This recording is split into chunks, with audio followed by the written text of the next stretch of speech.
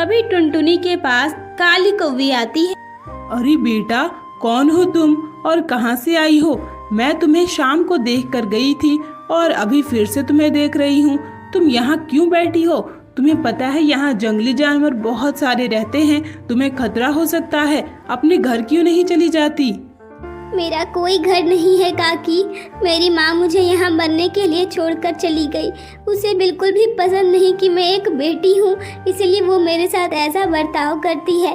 देखिए, मेरे पैरों में चोट लगी है। अब तो ना मैं एक कदम भी चल सकती हूँ और ना ही उड़ने आता है मुझे। मैं क्या करूँ?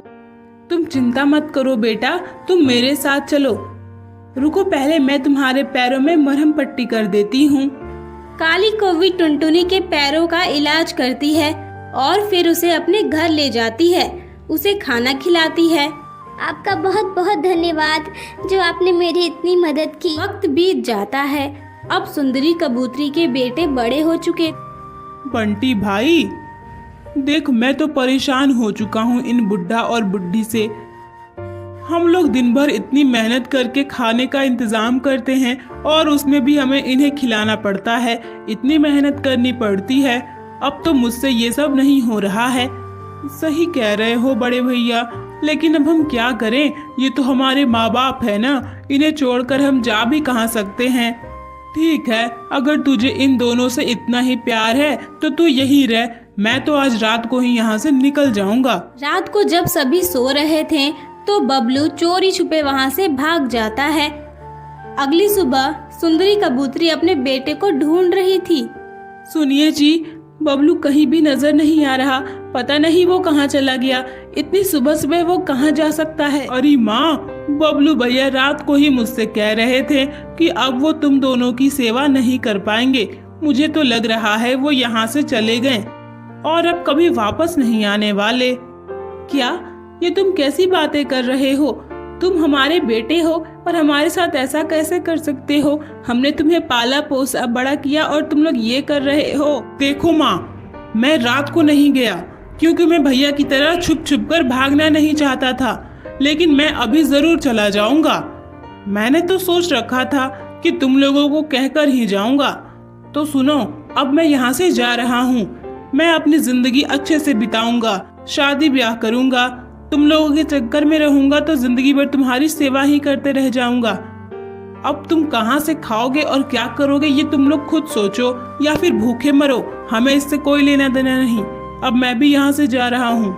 अरे नहीं नहीं बेटा, कहाँ जा रहे हो? हमें छोड़कर मत जाओ, हम तुम्हारे बिना कैसे रहेंगे? सुंदरी कबूतरी की आंखों से आंसू बह रहे थे, लेकिन बंटी उसकी एक नहीं सुनता और वहाँ से चला जाता है।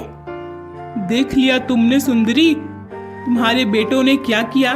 दो बेटे होने के बावजूद भी देखो आज तुम्हारे पास कोई नहीं है। अगर आज टुनटुनी होती तो ऐसा नहीं होता। तुमने तो कह दिया कि वो मर गई, लेकिन मुझे नहीं पता मेरी बेटी जिंदा है या नहीं। लेकिन अगर वो जिंदा होती तो आज हम इस हालत में नहीं होते। ये सब कुछ तुम्हारी करनी का ही फल है जो तुम्हें भोगना पड़ रहा है, और तुम्हारे साथ साथ मुझे भी भोगना पड़ेगा। मुझे माफ़ कर दीजिए, मुझसे बहुत बड़ी गलती हो गई। मैं तो बेटियों को बोझ समझती थी, लेकिन अगर आज मेरी टुनटुनी जिंदा होती तो वो हमारी मदद ज़रूर करती। हे भगवान, मुझे और सज़ा दे, मैं इसी के लायक हूँ। इधर टुनटुनी को बचाने वाली काली कबूतरी की तबीयत बहुत ज़्यादा खराब हो गई थी। बेटा टुनटुनी, अब मैं बच नहीं पाऊंगी।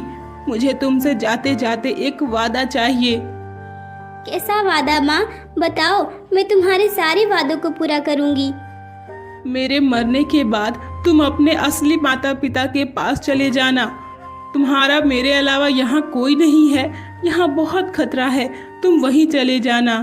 क्या पता उन्हें भी तुम्हारा इंतजार हो। ठीक है माँ, मैं तुमसे वादा करती हूँ, मैं चली जाऊंगी अपने असली माँ बाप के पास।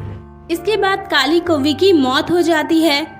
टुनटुनी अपने माता पिता के घर वापस आ जाती है। माँ, पिताजी, कैसे हैं आप लोग? माँ, आपने तो मुझे मरने के लिए छोड़ दिया था ना, लेकिन देखिए आज मैं फिर वापस आ गई हूँ, और ये सब सिर्फ मेरी माँ की वजह से हुआ है। मेरी वो माँ जिन्होंने मुझे बचाया था उन्होंने मुझसे वादा लिया था कि वो जब मर जाएंगी तो मैं आप लोगों के पास आ जाऊं, इसीलिए आ गई, वरना मैं कभी नहीं आती। मुझे माफ कर दे बेटी, मुझसे बहुत बड़ी गलती हो गई। तेरे दोनों भाई हमें छोड़कर यहाँ से भाग गए ताकि उन्हें हमारी सेवा न करना पड़े। तू भी चली जा बेटी, मैंने जो तेरे साथ किया उसकी सजा मुझे भुगतने दे। नहीं नहीं माँ, तुम ऐसी बातें मत करो। देखो मैं यहाँ तुम्हारे साथ रहने के लिए आई हूँ, मैं तुम्हारे बुढ़ापे की लाठी बनूंगी, तुम चिंता मत करो। इसके बाद टुनटुनी अपने माता पिता का ख्याल रखती है और खुशी खुशी उनके साथ रहने लगती है।